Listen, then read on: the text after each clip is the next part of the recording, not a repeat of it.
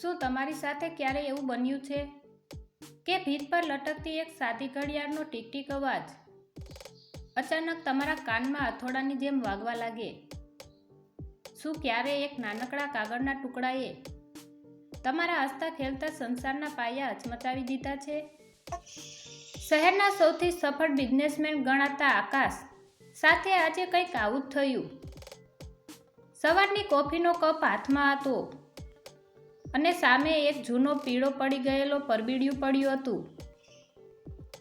એ પત્ર પર કોઈ નામ નહોતું, બસ એક સરનામું હતું જે આકાશ 20 વર્ષ પહેલા કાયમ માટે છોડી ચૂક્યો હતો. એ પત્ર ખોલતા જ આકાશના હાથ ધ્રુજવા લાગ્યા અને તેની આંખો સામે ભૂતકાળના એવા પડછાયા નાચવા લાગ્યા જેને તેણે જીવતા દાટી દીધા હતા. આકાશ આજે 45 વર્ષનો એક પ્રતિષ્ઠિત વ્યક્તિ છે. આલિશાન બંગલો, સુંદર પત્ની નેહા અને 2 વહાલા બાળકો. ઉપરથી જોતા આકાશનું જીવન કોઈ સપના જેવું લાગે, પણ આજે એ જૂના પત્રએ તેના વર્તમાનની શાંતિ છીનવી લીધી હતી. પત્રમાં માત્ર એક જ લાઈન લખેલી હતી: જેને તમે ભૂલી ગયા છો એ આજે પણ તમારી રાહ જુએ છે, અંતિમ શ્વાસ સુધી. આ શબ્દો વાંચતા જ આકાશના મનમાં વિચારવાનું વંટોળ જાગ્યું. તે પોતાની એર કન્ડિશનર ઓફિસમાં બેઠો હતો, પણ તેને પરસેવો વળી રહ્યો હતો. યાદોની પેલી ધૂંધળી ગલીઓ ફરી જીવંત થઈ ઉઠી. એ ગલીઓ જ્યાં ગરીબી હતી, સંઘર્ષ હતો, પણ સાથે એક નિસ્વાર્થ પ્રેમ પણ હતો. વાત 22 વર્ષ પહેલાની છે. આકાશ ત્યારે એક સામાન્ય છોકરો હતો જેના સપના આકાશ જેવડા મોટા હતા, પણ ખિસ્સા ખાલી હતા. એ સમયે તેના જીવનમાં રાધા હતી. રાધા, જેણે આકાશના દરેક સંઘર્ષમાં તેનો સાથ આપ્યો હતો. રાધાના પિતા ગામના નાના ખેડૂત હતા, પણ રાધાનું દિલ દરિયા જેવું મોટું હતું. જ્યારે આકાશને ભણવા માટે પૈસાની જરૂર હતી, ત્યારે રાધાએ પોતાની સોનાની બંગડીઓ વેચીને તેને શહેર મોકલ્યો હતો. આકાશે વચન આપ્યું હતું: રાધા, હું મોટો માણસ બનીને પાછો આવીશ અને તને આ નરક જેવી ગરીબીમાંથી બહાર કાઢીશ. પણ શહેરની જાકજમાટ અને સફળતાની ભૂખ કંઈક અલગ જ હોય. આકાશ શહેર ગયો, મહેનત કરી અને સફળતાના શિખરો સર કરવા લાગ્યો. જેમ જેમ પૈસા અને પદ વધતા ગયા, તેમ તેમ ગામડાની એ ધૂળ ભરેલી ગલીઓ અને રાધાનો એ સાચો પ્રેમ આકાશ માટે જૂની અને ધૂંધળી યાદ બનતા ગયા. તેણે ધીરે ધીરે રાધા સાથેનો સંપર્ક તોડી નાખ્યો. તેને લાગ્યું કે એક સફળ બિઝનેસમેન સાથે ગામડાની અભણ છોકરી ક્યાં શોભશે. તેણે પોતાના ભૂતકાળને કાયમ માટે ભૂંસી નાખવાનો નિર્ણય કર્યો અને નેહા સાથે લગ્ન કરી લીધા, જે એક મોટા ઘરની દીકરી હતી. આજે 20 વર્ષ પછી, જ્યારે તે પોતાના જીવનના સૌથી સુખદ તબક્કામાં હતો, ત્યારે આ પત્રે તેને અરીસો બતાવી દીધો. તેને યાદ આવ્યું કે તેણે જે મહેલ ચણ્યો છે તેનો પાયો રાધાના ત્યાગ પર રચાયેલો છે. આકાશને અચાનક અપરાધબોધ થવા લાગ્યો. શું રાધા હજુ પણ ત્યાં હશે? શું પેલા પત્રમાં લખેલા અંતિમ શ્વાસનો અર્થ કંઈક ભયાનક છે? તેણે ગાડીની ચાવી લીધી અને પત્ની નેહાને કશું જ કહ્યા વગર ઘરની બહાર નીકળી ગયો. તેનું મન તેને વારંવાર પૂછી રહ્યું હતું કે શું સફળતા મેળવવા માટે કોઈના વિશ્વાસનું ખૂન કરવું જરૂરી છે? રસ્તામાં ગાડી ચલાવતી વખતે તેને રસ્તાની આજુબાજુના ઝાડ અને ખેતરો એ જૂના દિવસોની યાદ અપાવી રહ્યા હતા. તેનું હૃદય જોર-જોરથી ધડકી રહ્યું હતું. જેમ જેમ તે પોતાના જૂના ગામની નજીક પહોંચતો ગયો તેમ તેમ વાતાવરણ વધુ ગંભીર બનતું ગયું. આકાશને સમજાતું નહોતું કે તે રાધાને શું મોઢું બતાવશે. શું એ તેને માફ કરશે કે પછી સમય બહુ મોડો થઈ ગયો છે? ભૂતકાળની એ ધૂંધળી યાદો હવે પડછાયો બનીને તેને ડરાવી રહી હતી. વર્તમાનનું સુખ જાણે કોઈ પત્તાના મહેલની જેમ તૂટી રહ્યું હોય તેવું તેને લાગ્યું. આકાશની ગાડી જેમ જેમ ગામની ધૂળિયા રસ્તા ઉપર આગળ વધી રહી હતી તેમ તેમ તેને લાગતું હતું કે તે 20 વર્ષ પાછળ જઈ રહ્યો છે. એ જ વડલાનું ઝાડ, એ જ જૂની નિશાળ અને એ જ પવનની લહેરખી. પણ કંઈક બદલાઈ ગયું હતું. ગામમાં હવે પહેલા જેવી ચહલપહલ નહોતી. આકાશનું હૃદય એક અજાણ્યા ડરથી ધબકારા ચૂકી રહ્યું હતું. જે ગલીઓમાં તેણે રાધાનો હાથ પકડ્યો હતો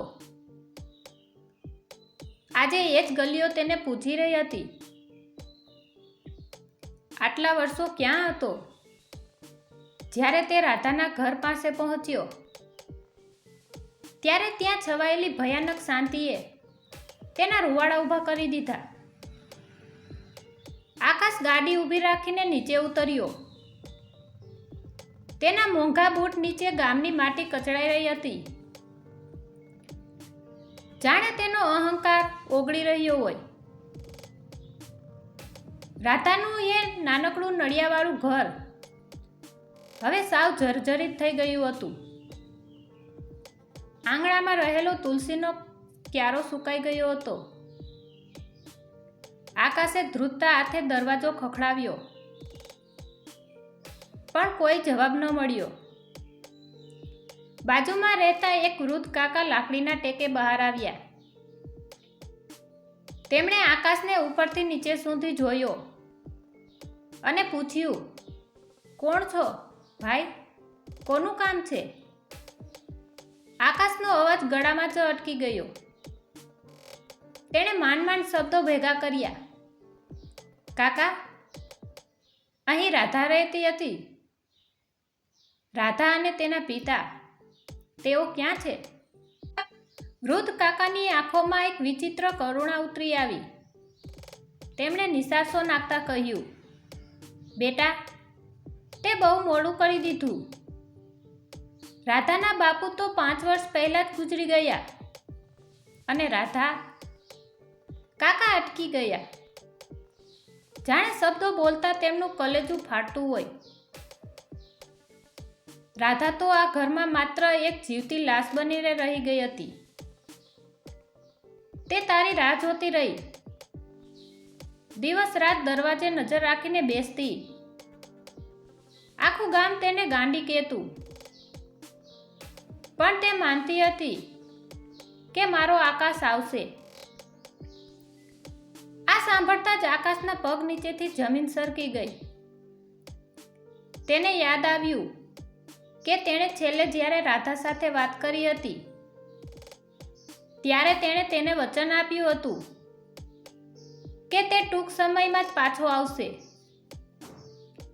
એ ટૂંક સમય 20 વર્ષમાં ફેરવાઈ ગયો.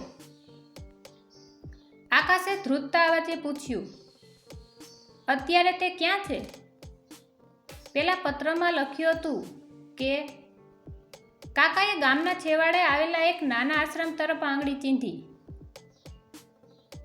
તે અત્યારે ત્યાં છે. તેની તબિયત બહુ ખરાબ છે. છેલ્લા કેટલાક દિવસોથી તે કોઈની સાથે બોલતી નથી. બસ એક જૂનો ફોટો હાથમાં રાખીને બેસી રહે છે. આકાશ તરત જ આશ્રમ તરફ ભાગ્યો. રસ્તામાં તેને રાધા સાથે વિતાવેલી દરેક ક્ષણ યાદ આવતી હતી. કેવી રીતે રાધાએ પોતાની જીદ જોડીને તેને ભણવા પ્રોત્સાહિત કર્યો હતો. કેવી રીતે તે પોતાની નાની નાની જરૂરિયાતો કાપીને આકાશ માટે પૈસા બચાવતી હતી. આકાશને સમજાયું કે જે સફળતા પર તેને ગર્વ હતો તે ખરેખર રાધાના બલિદાનની રાખ પર ઊભી હતી. આશ્રમના શાંત વાતાવરણમાં પહોંચતા જ આકાશને અંદરથી એક સ્ત્રીના ખાસવાનો અવાજ સંભળાયો. તે અવાજ એટલો નબળો હતો કે સાંભળીને જ દિલ દ્રવી ઉઠે. તે એક નાના રૂમમાં પ્રવેશ્યો. ત્યાં ખાટલા પર એક સ્ત્રી સૂતી હતી. તેના વાળ સફેદ થઈ ગયા હતા. ચહેરો કરચલીઓથી ભરાઈ ગયો હતો અને શરીર સાવ સુકાઈને હાડપિંજર જેવું થઈ ગયું હતું. આ તે રાધા નહોતી જેને આકાશે છોડી હતી. આ તો સમયના ક્રૂર પ્રહારની નિશાની હતી. આકાશ ધીમેથી બોલ્યો, રાધા. એ સ્ત્રીએ ધીમેથી આંખો ખોલી. તેની આંખોમાં કોઈ ચમક નહોતી, બસ એક અનંત શૂન્ય અવકાશ હતો. તેણે આકાશને જોયો પણ ઓળખ્યો નહીં. તે માત્ર પથારી પાસે રાખેલા એક જૂના ફાટેલા ફોટાને પંપાળી રહી હતી. એ ફોટો આકાશનો હતો. આકાશ ખાટલા પાસે બેસી ગયો અને રાધાનો ઠંડો હાથ પોતાના હાથમાં લીધો. તેની આંખોમાંથી ચોધાર આંસુ વહેવા લાગ્યા. રાધા, હું આવ્યો છું. તારો આકાશ, મને માફ કરી દે. હું બહુ મોડો પડ્યો. રાધાએ આકાશનો અવાજ સાંભળ્યો અને તેના ધ્રુજતા હોઠ પર એક આછું સ્મિત આવ્યું.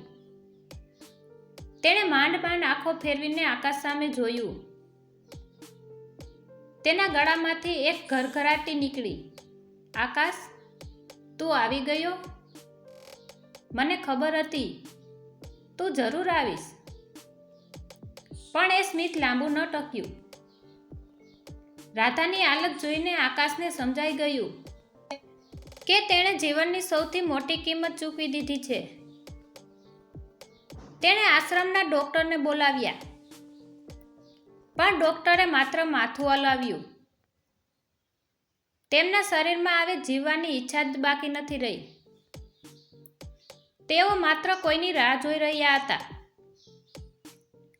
અને કદાચ હવે એ પ્રતીક્ષા પૂરી થઈ છે. ઘણીવાર જે વાતો શબ્દો નથી કહી શકતા તે એક જૂની ડાયરી કહી જાય છે. આકાશના હાથમાં અત્યારે એક ડાયરી હતી જે રાધાના ઓશિકા નીચેથી વર્ષોથી દબાયેલી હતી. ડાયરીના પાના ખોલતા જ આકાશને એવું લાગ્યું જાણે કોઈએ તેના કલેજા પર ગરમ કોલસો મૂક્યો હોય. એક એક શબ્દ આકાશના અસ્તિત્વને હચમચાવી રહ્યો હતો. એ ડાયરીમાં માત્ર યાદો નહોતી, પણ એક એવું રહસ્ય હતું જે આકાશે ક્યારેય સપનામાં પણ વિચાર્યું નહોતું. આકાશે ધ્રુજતા હાથે ડાયરીનું પેલું પાનું ખોલ્યું. તેમાં રાધાના મરોડદાર અક્ષરોમાં લખ્યું હતું, આકાશ, તે મને છોડી દીધી એનો મને અફસોસ નથી, પણ તે જે અંશને અહીં છોડ્યો છે એનું મોઢું તું એકવાર તો જોત. આ વાંચતા જ આકાશને ચક્કર આવી ગયા. તેની નજર ધૂંધળી થઈ ગઈ. તેણે આગળ વાંચ્યું. તેમાં લખ્યું હતું કે આકાશ શહેરમાં ગયો. તેના 2 મહિના પછી રાધાને ખબર પડી કે તે માં બનવાની છે. તેણે આકાશને અનેક પત્રો લખ્યા હતા, પણ આકાશ ત્યારે સફળતાના નશામાં ચૂર હતો. તેણે એક પણ પત્રનો જવાબ આપ્યો ન હતો. રાધાના પિતાએ તેને ઘરમાંથી કાઢી મૂકવાની ધમકી આપી. સમાજે મેણા માર્યા, પણ રાધાએ હિંમત ન હારી. તેણે એક દીકરાને જન્મ આપ્યો હતો. ડાયરીના પાના આગળ વધતા ગયા અને આકાશના આંસુ રોકાતા નહોતા. રાધાએ લખ્યું હતું કે કેવી રીતે તેણે મજૂરી કરીને પોતાના દીકરાને ભણાવ્યો. દીકરાનું નામ તેણે આર્યન રાખ્યું હતું.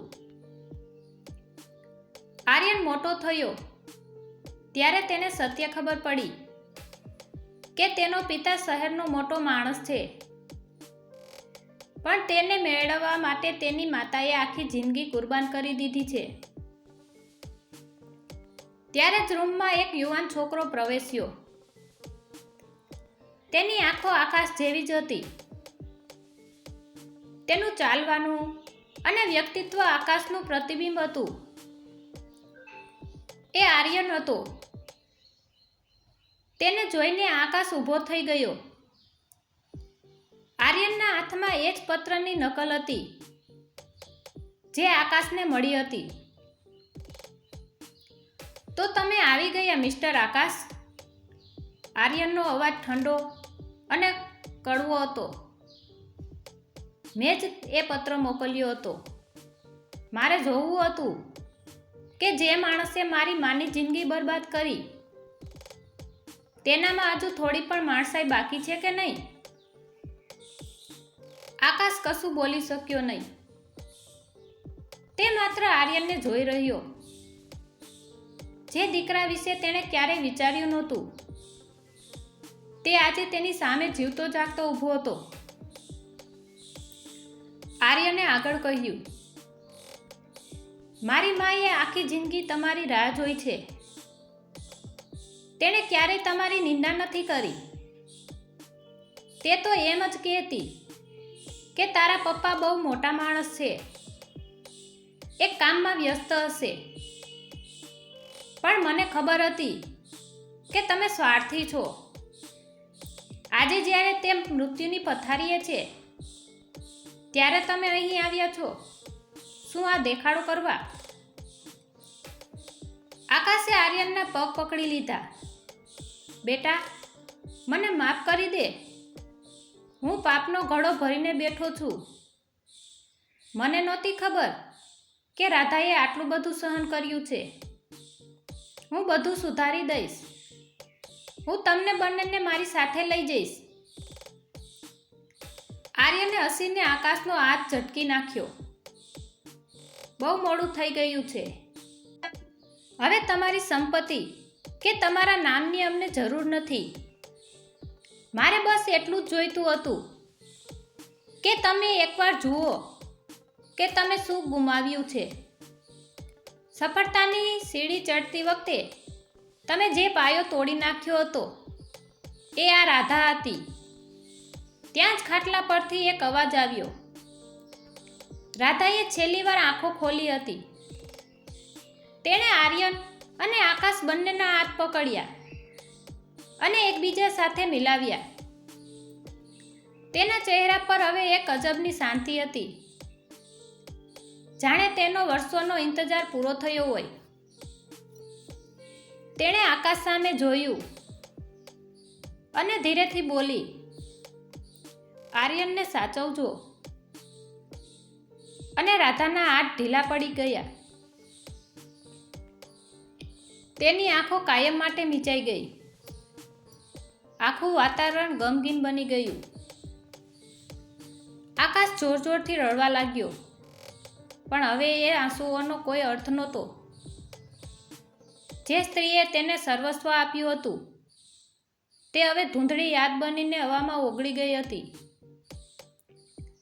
રાધાના દેહ સામે બેઠેલો આકાશ આજે દુનિયાનો સૌથી ગરીબ માણસ હતો. તેની પાસે કરોડોની સંપત્તિ હતી, પણ એ સ્ત્રી નહોતી જેણે તેને આ લાયક બનાવ્યો હતો. પણ અસલી તોફાન તો હજુ બાકી હતું. આકાશના ફોન પર તેની પત્ની નેહાનો વિડીયો કોલ આવ્યો. સામે નેહા અને તેના બંને બાળકો હસતા મોઢે ઊભા હતા. આકાશે આ તરફ જોયું તો તેનો મોટો દીકરો આર્યન નફરતથી તેની સામે જોઈ રહ્યો હતો. એક તરફ એ પરિવાર હતો જે આકાશને આદર્શમાન આપતો હતો અને બીજી તરફ એ સત્ય જે આકાશના આદર્શ હોવાના મોહરાને ચીરી રહ્યું હતું. રાધાના અંતિમ સંસ્કાર આકાશે અને આર્યને સાથે મળીને કર્યા. અગ્નિની જ્વાળાઓમાં આકાશનો અહંકાર અને તેની સફળતાનો નશો પણ બળીને રાખ થઈ રહ્યો હતો. ચિતાની રાખ ઠરી, પણ આકાશના મનમાં સવાલોની ચિંતા હજુ સળગતી રહી હતી.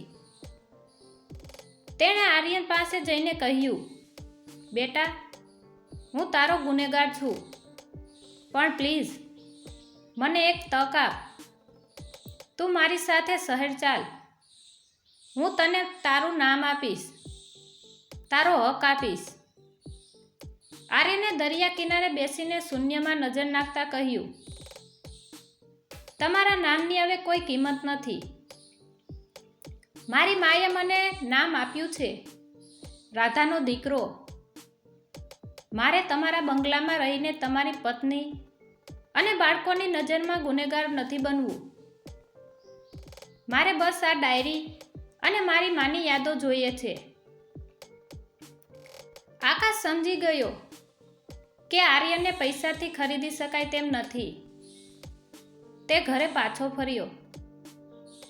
નેહા તેને જોતા જ વળગી પડી. આકાશ, તમે ક્યાં ગયા હતા?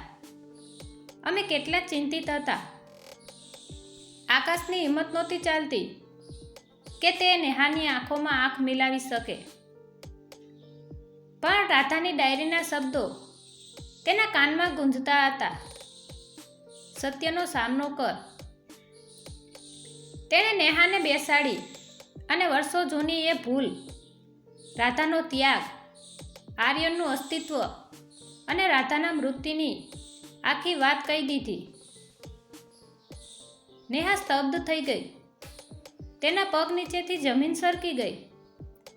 ઓરડામાં પથરાયેલી શાંતિ આકાશને ડરાવી રહી હતી.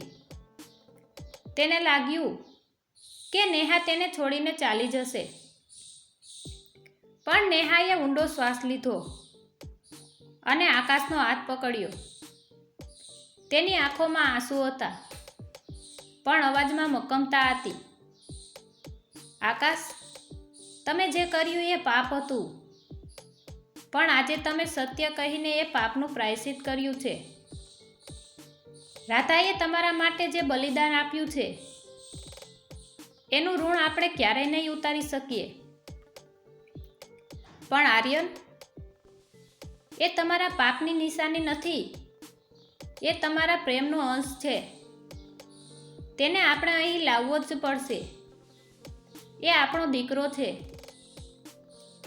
આકાશ નેહાની ઉદારતા જોઈને રડી પડ્યો. બીજા જ દિવસે તેઓ આખા પરિવાર સાથે ગામડે પહોંચ્યા. આ વખતે આકાશ એકલો નહોતો. તેણે આર્યનને સમજાવ્યો, બેટા, તારી માએ મને માફ કરી દીધો છે. શું તું નહીં કરે? તારા ભાઈ બહેન તારી રાહ જુએ છે. નેહાએ આર્યનના માથે હાથ મૂક્યો અને કહ્યું, બેટા, તારી માએ જે સહન કર્યું છે એ હું ક્યારેય નહીં ભૂલું. પણ તું અમને તારો પરિવાર માની શકે. આર્યનની આંખો ભીની થઈ ગઈ. તેણે જોયું કે આકાશના હૃદયમાં સાચો પસ્તાવો હતો. તેણે આકાશને ભેટી લીધો. આકાશ હવે બદલાઈ ગયો હતો. તેણે ગામમાં રાધાના નામે એક મોટી હોસ્પિટલ અને સ્કૂલ બનાવી, જેથી કોઈ બીજી રાધાએ પૈસા વગર કે શિક્ષણ વગર મરવું ન પડે. આર્યન હવે શહેરના ઘરમાં તેમની સાથે રહેતો હતો,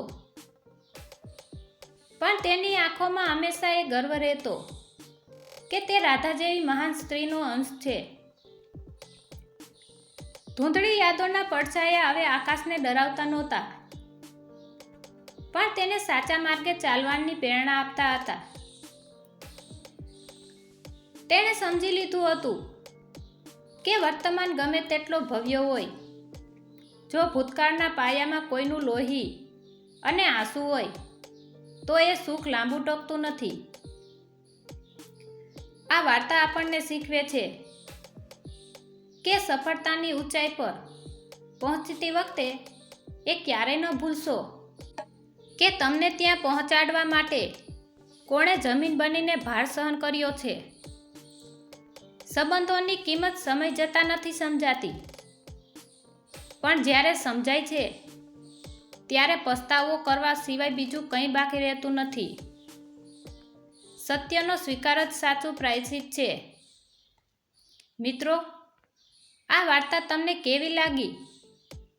શું તમને પણ લાગે છે કે આકાશે જે કર્યું એ યોગ્ય હતું?